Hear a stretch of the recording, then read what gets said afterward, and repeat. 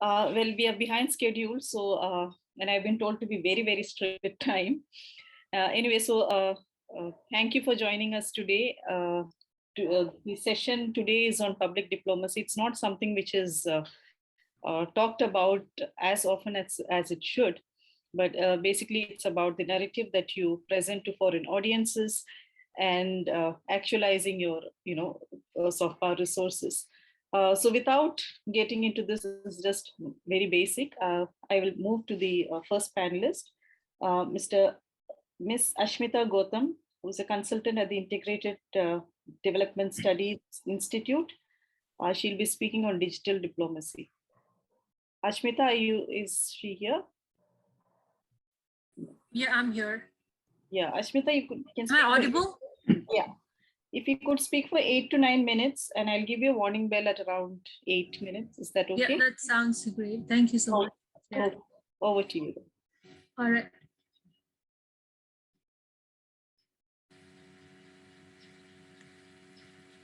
So is my screen visible?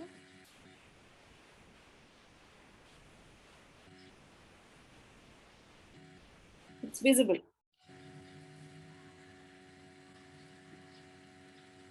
All right. So as you all know, my topic for today would be digital diplomacy. Now, starting with the first question, that is, what is digital diplomacy in itself? So first of all, we have the primary interpretation where geopolitical and geoeconomic narrative is highlighted whenever diplomacy is conducted in different environments. So for that, we have an area where diplomats are getting new terrain in which they have to operate. And over here, we also take into consideration the impact of digital technology on the sovereignty of national states whose interests diplomats represent. And we also have the primary conflict related to cybersecurity and new types of distribution of economic and political power, along with emergence of new policy topic on diplomatic agenda. And when we talk about diplomatic agenda, we know that more than 50 digital policy agendas are taken into consideration by diplomats whenever they negotiate with key organizations such as the UN or even for bilateral relations between countries. And it ranges from e-commerce via cybersecurity, human rights online, digital health, and so on and so forth. And similarly, we also have new digital tools in practice for diplomacy. Over here, we cannot ignore the impact of Twitter or Facebook diplomacy that is getting prominent, especially after the pandemic. And we also have online conference, and which is again rampant post the pandemic period. And third factor would obviously be big data, AI, and all the digital technologies, the new generation digital technologies, that is focusing on negotiation and promotion via the diplomats for their countries in international space. So now we have already discussed the fundamentals when it comes to digital diplomacy. Now straight away going to the topic of its importance. First of all, we have the effectiveness, wherein we highlight the role played by connection and communication with players in international society. Secondly, we have efficiency, that is reaching larger audience and maximizing the impact. And third, leveraging, that is strengthening national image and reputation by minimizing the constraints associated with capacity and security limitations. But in order to take all of these three angles and making sure that we are moving towards a positive trajectory of growth and development, we need to reap the benefits of social media mobility. And over here, Ministry of Foreign Affairs should train the diplomats in conducting social media analysis and evaluating the centrality of their institution to Twitter networks of their peers. So these factors are absolutely important. And at the same time, when we talk about social media mobility, it also includes relevant information to local diplomatic community and accessing online discussions on different topics of mutual concerns between countries, and at the same time not ignoring the importance of diplomatic institutions and adopting digital strategies to perform the required mobility of multimedia content, offering real-time analysis, and also making sure that we are building an expertise within a country of the diplomats who are the avid users of social media. Now, just bringing one case study to link to all the topics that I have discussed so far, we have WHO and the Ebola crisis.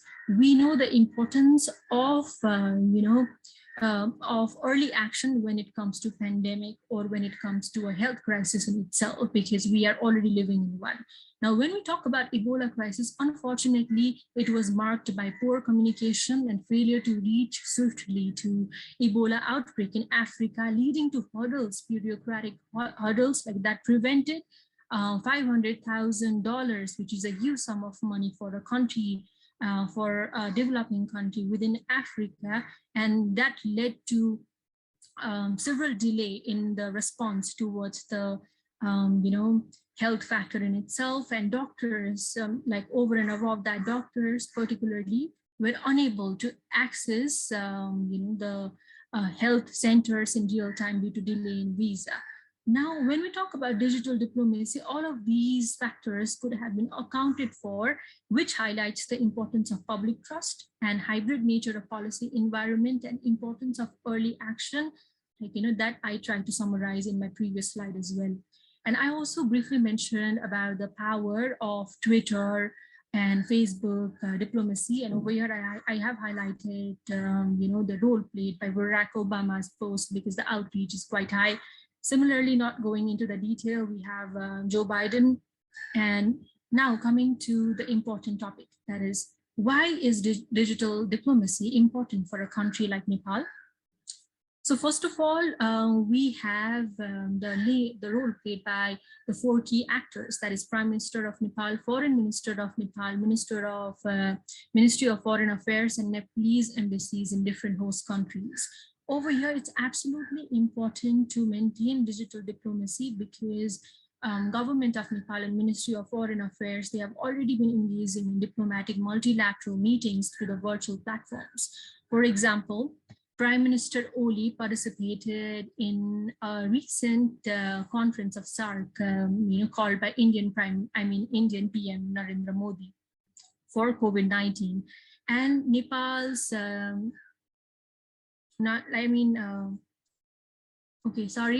former Prime Minister of Nepal. And similarly, we also have the participation of Nepal in a virtual digital conference of COVID-19, high-level conference within the digital diplomacy space in itself. And when we talk about social media presence of embassies within Nepal, we know that 29 embassies within Nepal, or abroad, they already have presence in the diaspora, and the effectiveness of information dissemination and digital services cannot be ignored over here as well. So when we talk about Nepal's digital diplomacy, we know that it's highly important given the kind of space that we are living in. And secondly, it's also important because we have to analyze and we have to recognize the importance of ICT for communications and scope of digital diplomacy for Nepal. Now, moving to some of the posts that I've highlighted from the politicians or former politicians of Nepal, and as I already mentioned, the video conference and its importance after the pandemic period cannot be ignored as well. Now, moving to the scope of the digital diplomacy within the Nepal territory in itself. First of all, we have knowledge management. That's where the digital diplomacy will play a key role, because whenever we talk about knowledge management, it involves connecting departmental and government's knowledge so that it's retained, shared, and it's also optimized in pursuit of Nepal's national interest abroad. And over here, information management is also important, and that's where digital diplomacy plays an important role, because information management includes, monitoring and creating patterns within the overwhelming flow of information that is already present within our economy. And Similarly, it also helps to create direct personal communication channels with Nepali citizens traveling overseas with manageable communications network. And within, the scope itself, we have the ability to create direct personal communications and enhancing communication abroad. Already taken 9 minutes. If you could wind up. Yeah, sure. Okay. So to wind up, I've already discussed about the importance of knowledge management. We have talked about public diplomacy, information management, and let me briefly, just summarize the response on external resources as well, because when we are talking about creating digital mechanisms, we have to draw and harness the external expertise to advance national goals, and policy planning is important over here to allow for effective oversight, coordination, and planning of international policy across government in response of internalization of bureaucracy as well. So these were the topics of interest. And lastly, there are different benefits of digital diplomacy for Nepal. First of all, the cost associated with the number of travels, within different countries is minimized. And secondly, we have information is accessible. We have already talked about the importance of creating patterns using big data and AI within the information itself for policy making. And lastly, it helps international subjects, especially in the states within the province, when we talk about Nepal, to create advancing policy, foreign policy goals. And over here, websites, blogs, social networks, it also brings the leaders across the world, in one platform, and they can share their ideas and vision. So therefore, when we talk about digital diplomacy in Nepal, the 4 key factors that can be summarized from my discussion is number one, creating dedicated office of e-diplomacy to solve the foreign policy issues in Ministry of Foreign Affairs. And this has already been initiated, but we need to revamp and revitalize it by utilizing the knowledge and also reskilling and upskilling the government officials that we already have. And secondly, creating international federations. We can talk about the importance of leveraging network with the Asian and SAARC over here. And third, advocating for data governance, privacy, and localization policies, especially cybersecurity, because Nepal is a little weak when we talk about cybersecurity, and it's absolutely important to, to make sure that we organize it in a in a secured manner in future, so that the rights and liberties of the citizens can be protected, and at the same time we are also advertising, not hindering into the privacy norms. And lastly, potential of big data and we can talk about AI, machine learning over here, and importance of leveraging the digital technology for advertising public diplomacy within the international platform. So these are the key recommendations that I have. Thank you so much, and apologies for taking too much of time. Thank you, Ashmita. That was a concise yet very, very informative presentation. We'll move on to the next speaker, Mr. Jagdishor Panday, who is sub-editor at the Kathmandu Post. He'll be speaking on Nepal's vaccine diplomacy, Unraveling Nepal's Vaccine Conundrum. Over to you, sir. I would request you to keep to the time frame, 8 to 9 minutes. Thank you very much. First, I would like to share my screen.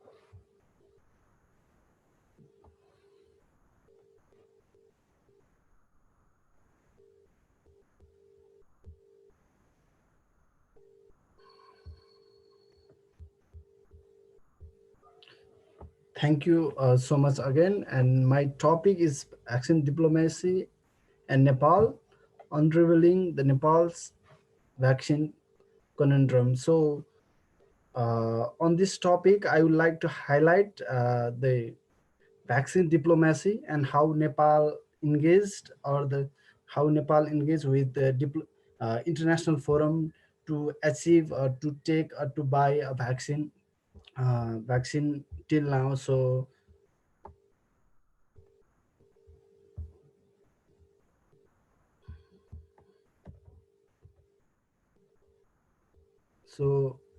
so first of all, as we know, the diplomacy itself is the countries will go the country, they will establish the method of influencing the decision and the behavior of the foreign government or the people through the many things, such as a dialogue and negotiation, and it may be the hard power like a war or the conflict.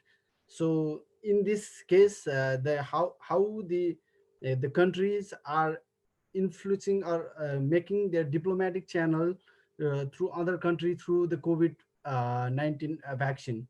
So as we know, to begin, as we know, the 2019 December 31, the Chinese authority, they reported about the COVID-19 to the WHO. Then till now the hundred of thousand people died, and till Saturday, the Nepal have lost 11,521 people, and the beginning. Uh, so Nepal has a lockdown in the beginning of the 2020, and after later Nepal have sectoral lockdown, and during the lockdown, before coming to the vaccine diplomacy, there was a many kind of diplomacy after the COVID-19 occurred, such like my previous speaker also said that there was a virtual diplomacy, there was the max diplomacy beginning of the COVID-19, and then there was a many medical support or the medicine support. For example, in for Nepal, they have got Nepal have contributed marks to the Chinese China beginning of the COVID-19. So it's also called the max diplomacy. And after that, China supported Nepal with the medical equipment, and there was a occur of the medical diplomacy in the at the time. And after, India also supported Nepal with medicine. So there was a medicine diplomacy. We can whatever we can say at during that time. So after that medical and the medical support or the medicine support, then after that there are a lot of talk about the vaccine and when it will occur or what will happen. And there was an introduction of the vaccine, and the big in early 2021 Nepal, and there was a vaccine around the world, and the Nepal also got a. I will show this in the another slide. And Nepal first get a vaccine from the India, and the Nepal is among the first Asian countries to get a vaccine. And but there is one vaccine. And after this slide would be a little after this slide. So I would like to talk on this slide. So Nepal get first vaccine from India, and on January 21, 2021, the Indian government gifted 1 million dose of vaccine to Nepal. And those vaccines were used for the healthcare and the frontline workers of the Nepal. And those vaccine came from the Indian Prime Minister's Modi's that called India's neighborhood first policy. It's not only Nepal; it was Bhutan, Bhutan, Maldives, Sri Lanka, Bangladesh, the neighboring all country got a vaccine from the India, and the India also exported vaccine to the other countries who had a close relation with them. And after that, after India, then the Nepal also got a vaccine from the China, and the 2021 March 1, the Chinese government have announced the 8 lakh 0.8 million vaccine to Nepal. And after that, Nepal also received vaccine from the COVAX. And after that, Nepal Nepal get a vaccine from the US and the uh, other countries as well. So I will also talk about those countries who have give vaccine to Nepal, like India. Bhutan also donated Nepal a vaccine. It was interesting that they have got vaccine from the Denmark, and they have sufficient vaccine, so they passes it to Nepal and UK, Maldives, Sweden, Canada, China, the US, and COVAX. Nepal got a vaccine donation from this side, and there are altogether for 79,000 thousand to 79 lakh 43,200 220 vaccine as a donation Nepal got. And so Nepal also bought a vaccine from the India and the China, mainly from India and the China, and we have brought 1 crore 45 lakhs 89,700 68 vaccine doses. So this data are from the health ministry. So I have taken from those vaccine. But what happened? The Nepal have got a vaccine, and from this neighboring country, and so the other country are also but it is hard for even in Nepal and other country to get a sufficient vaccine. And there was also the criticism over that vaccine, and even the General Secretary of the United Nations criticized that there are only few countries who have enough vaccine, and there are more countries that they even doesn't have a single doses of vaccine. So there was a news coming in the international newspaper that 20 countries in the world enjoy the more than 80% vaccine, whereas countries like Nepal and other the African countries or the Latin American countries, they have even don't have sufficient vaccine till now.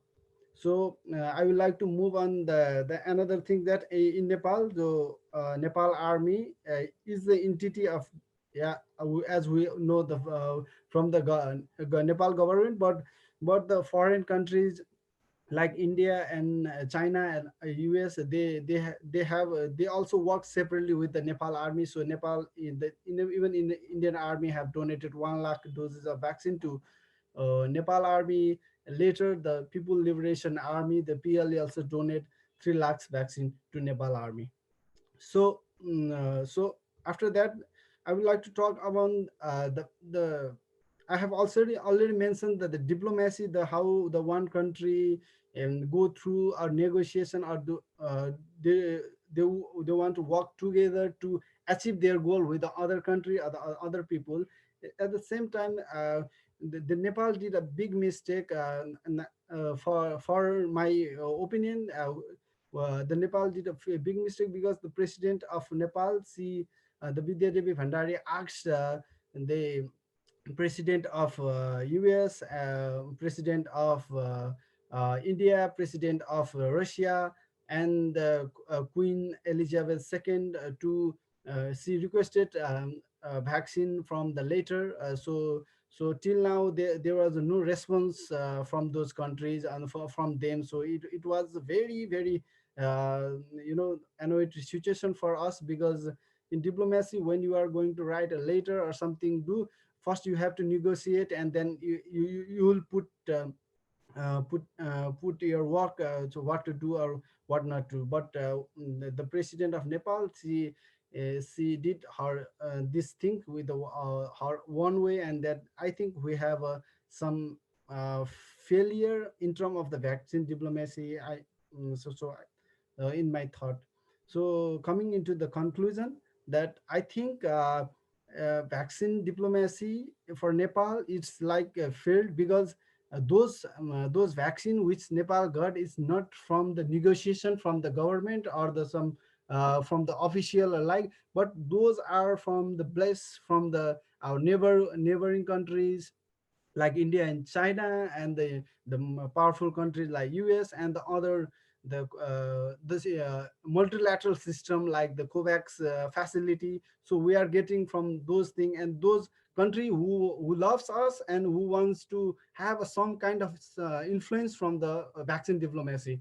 So I so in conclusion, the vaccine diplomacy for Nepal is totally failed, but there are the our neighbors and the other multilateral system and the other countries who loved us, and we which uh, because of that we have a certain vaccine till now in Nepal. So thank you very much.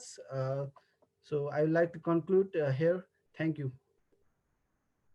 Thank you. Thank you. I think that was certainly an interesting presentation, quite a critical one of the government, certainly. I'm sure that you're going to have some questions at the end. We'll move quickly to the next presenter, Mr. Shivram Rijal. He is a PhD candidate at the Tribhuvan University. He'll be speaking on the prospect of development diplomacy of Nepal. Over to you, Mr. Rijal. Am I audible there? Yes, you're audible. Thank you. Thank you. Thank you, Chairperson, Chair of the session. Thank you, my previous speakers, Ashmita, Gautam, and Jagdishor Panday. I appreciate all of your endeavors on dealing this public diplomacy. And I appreciate NICE and the Executive Director, Pramod Jaiswal, for letting me in this international conference and speaking myself on the Nepal's diplomatic priorities, basically on discussing some prospects of Nepal's development diplomacy. So going to the point that what I am supposed to present today, considering timing and the context, I will try to be as specific as possible. So all of us, we all are familiar that the diplomacy is a tool of foreign policy, and it has very remarkable space in foreign policy and international relations. So simple, how a state manages her international relations is basically depend upon the diplomacy. So diplomacy by default is a very delicate job. So it requires continuous efforts of engagement with friends as well as with foes. So the concept of diplomacy, if we go to the conventional notion of representation, has been in a gradual shift in the agenda of what a diplomacy comprises with. Second aspect is that diplomacy is the strong tool for both powerful as well as small states like Nepal. So when we go through some literatures that the US as a powerful state takes diplomacy as the first line of defense. And even the small states use diplomacy for engagements, for influencing the others in order to attain the interest, a national interest, in order to protect and promote the national interest. So basically, diplomacy, it has a scope on high as well as low politics. The ranges, it has a complex web of interactions in a diplomatic domain. So the diplomatic actors, particularly the structures of the particular state, or the actors, issues, or the institutions, it has complex intersections. So here today, I will be discussing some of the pertinent development priorities of Nepal, and we will be focused on the prospect of development diplomacy and whether this is a new concept in Nepal's foreign policy or diplomatic domain, or it's a simple change in nomenclature it's only, right? If it's a part of broader economic diplomacy or it's a complementary to the economic diplomacy, I will try to discuss something on this note. Second is I will try to explore and review some of the documents produced by the Ministry of Foreign Affairs, that the annual ministry report, and we'll discuss upon the development diplomacy, how Nepal's Ministry of Foreign Affairs has prioritized development diplomacy. So the main aspect, yeah, as my previous speakers has also discussed, and throughout yesterday and today, that Nepal's foreign policy has a space on Nepal's constitution. It has its ground that the development, prosperous Nepal, happy Nepali, are major slogans in Nepal government's priority. And for all those things, development is essential. And it is very, very common that development is not something to be done overnight. And a very famous proverb we used to go through: Rome was not built in a day. So continuous efforts are essential. Dedication is essential, or supported by capital and resources are capital resources and other technological advancement. Use of technology is essential. So so for all proper management of international relations via effective foreign policy and appropriate diplomatic dealings is essential for serving the national interest of the development diplomacy. Here comes my part is I have already make a slight doubt whether Nepal's development concept of development diplomacy is the same as the economic diplomacy it used to promote, or it is something different, right? It has some contradictions. I see some contradictions. The Nepal's foreign policy document has a specific place for economic diplomacy, and it comprises trade, bilateral trade, international trade, bilateral aid, tourism, foreign direct investments, etc. And it mainly it talks about promotion and easing the areas of international trade, minimizing the gap, or effective aid via various means of mobilization, and promoting Nepal as a tourist destination, and effective attraction to foreign investors for effective foreign direct investment. But when I go through the reports published by Ministry of Foreign Affairs, that and I go specifically towards the development diplomacy, it has some contradictions, as already mentioned. We can see some distinctions. Economic diplomacy had some space, as already mentioned in Nepal's foreign policy document, and development diplomacy is a part of the structure. MOFA has 10 divisions, and one division is considered as policy, planning, development diplomacy, and diaspora. And when we go through the development that report, the annual report 2016-17, it states the justification why development diplomacy, and it mainly focuses on on Nepal's immediate neighbors and their economic rise. That Nepal needs adoption in line with the rapid economic growth of two immediate neighbors. And it talks about focusing, strengthening cooperation, strategic partnership, partnership with development partners and friendly countries, regional frameworks and international organizations. But is whenever we talk about Nepal's foreign policy, there always lies Nepal's engagement with China and India, the geopolitical complexity. We have been discussing this time and again that whether we can develop ourselves in line with India, the rise of India and China, or we always fall in complexity of India and China's some sort of rivalries and competition and cooperation, and we fall behind that. Major part of concern that Nepal's foreign policy should review on. Another part is that it's something ambiguous as well. Development diplomacy, considering as a priority of Nepal's foreign policy, the document is ambiguous. The report 2016-17 shows expresses the justification why development diplomacy. The successive report 2017 and 18, it published by replacing the category of development diplomacy by economic diplomacy. It means whether there lies some questions whether it's a change in priority, or whether the division itself is changed as development diplomacy division, planning, policy planning, development diplomacy, and diaspora or foreign affairs division into economic, or something like that, or it is understood development diplomacy is understood and practiced the same as economic. And and while going throughout the document, it's taken as the complementary to each other. Development diplomacy is complementary to the economic diplomacy. Some of the aspects, some of the issues that the development diplomacy tries to raise are in line with the same economic diplomacy.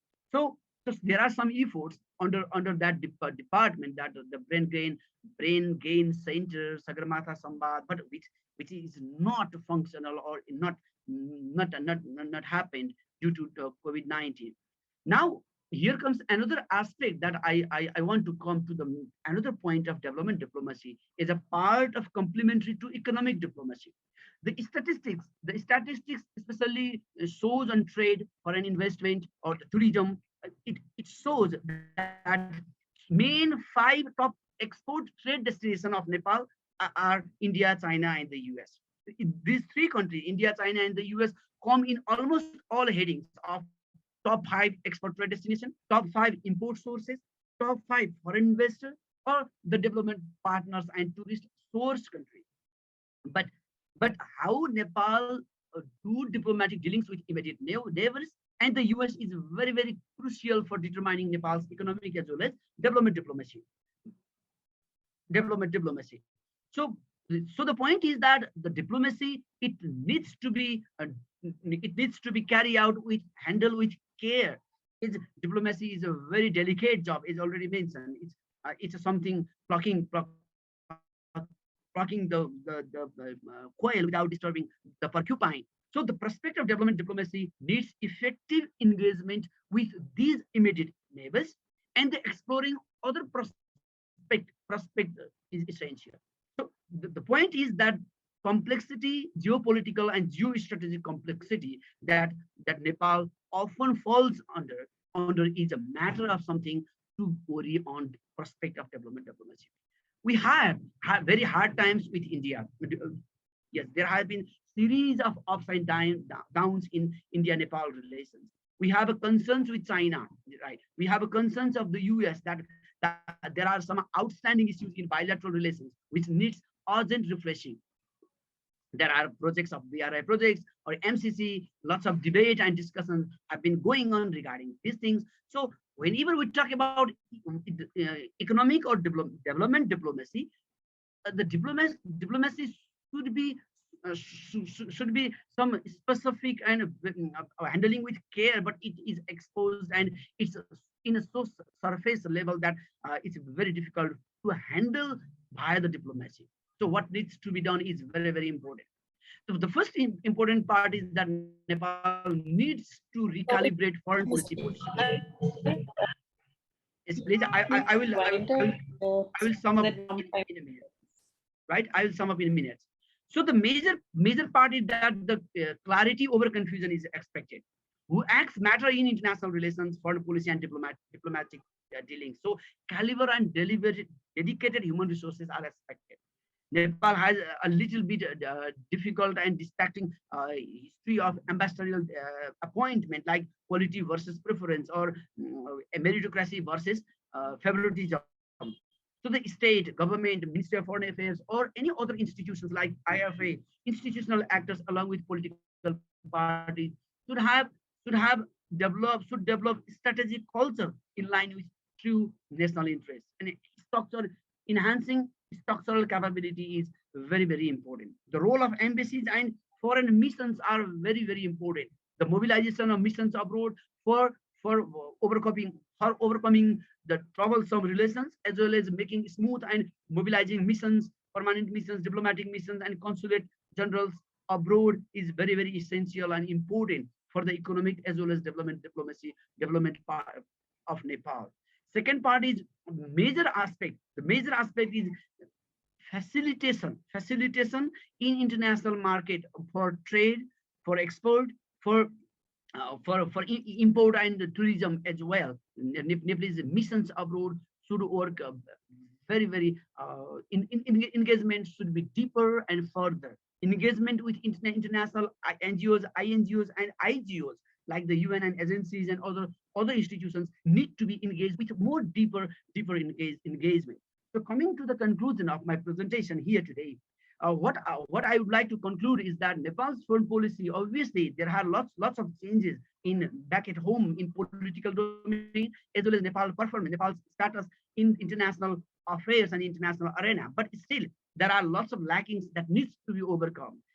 The major aspect is the enhancing structural aspect, capacity building of or enhancing capability on structural aspect is very important. And another aspect is making clarity over the confusion on policy documents is essential. Further and deeper engagement is expected. Developing strategic culture simply meaning to say when the regime change, when the government change, the government's priority often changes in context of Nepal, and it does not happen considering the major national interests, major development priorities. What should Nepal expect from the development partners? What should Nepal expect from international communities and bilateral and multilateral forums? That Nepal needs to be specific upon the areas of interest, so that there would not be some classes of interest in Kathmandu or in context of Nepal. So strengthening overall aspect back at home is very, very important. And for all that, cooperation as well as collaboration in every sector and every corner is essential. A deeper engagement, and engagement is the only way of successful diplomacy. Thank you very much for listening me. I hope I am audible to all of you. If you have any trouble in understanding, we will have a time together for some discussion. And coming to the point that I just want to link Jagdishor ji and Ashmita ji, you people have said about digital diplomacy and then the COVID vaccine diplomacy. Yeah, I have gone through your write-ups as well in Kathmandu Post and Kantipur. Jagdish, you have mentioned about the diplomatic protocols, the issues of So diplomatic we can protocols in discuss the Kathmandu. during question answer session Okay, if it's okay, thank you very much for listening me. Thank you. Thank you. That was certainly a very strong cry for putting in place institutional structures. But perhaps we need not be so harsh because on our countries, because we are all, still learning. We are all developing countries still. So we've had three very, very interesting presentations on different aspects of Nepal's public diplomacy. We had one on digital diplomacy, one which looked at the vaccine conundrum that Nepal faced. Fortunately, I think Nepal was not as affected as India was during the second wave. And finally, we had Rijal's presentation on Nepal's development diplomacy. If any questions, now is the time for people to ask them. We have about 3 minutes for question answers, or if any of the panelists would like to add a few comments, this is the time for that.